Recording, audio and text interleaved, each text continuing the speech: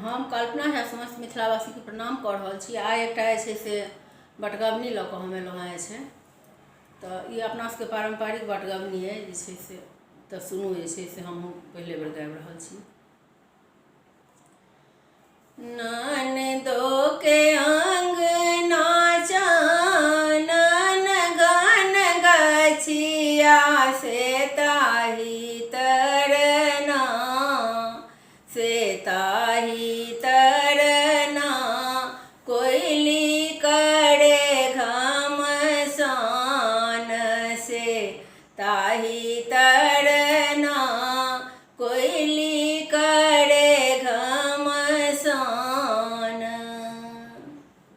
मछिया बैसल यहाँ सासु बड़ई तिन से कही दिया ना, से कही दिया ना ओ त श्याम के बसुरिया ककर बजैना, ओ त श्याम के बसुरिया।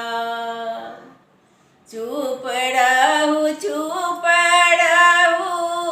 पुतहु भगली जोगी के बजैना, जोगी के बजैना ओ त श्याम के बसुरिया, जोगी के बजैना ओ त श्याम के बसुरिया।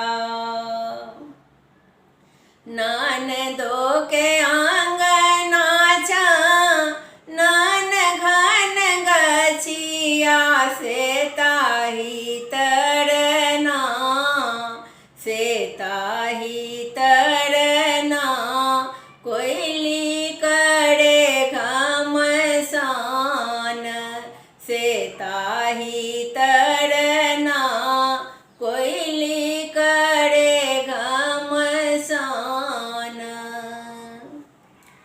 बनसा करैते यहाँ गोतनी बड़ई तिन से कही दिया ना, से कही दिया ना ओ त श्याम के बसुरिया ककर बाजैना, ओ त श्याम के बसुरिया।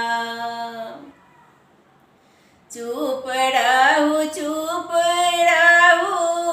गोतनिया भगली जोगी के बजैना, जोगी के बजैना ओ त श्याम के बसुरिया, जोगी के बजैना ओ त श्याम के बसुरिया।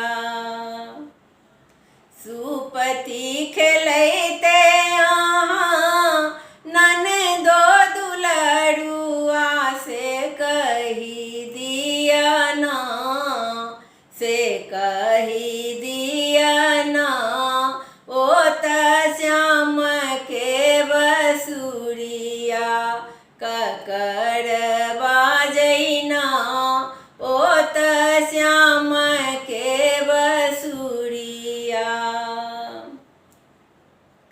करू गए भौजो को बड़ घर बिछान, माँ भैया के बजैना, भैया के बजैना ओ त श्याम के बसुरिया, भैया के बजैना ओ त श्याम के बसुरिया।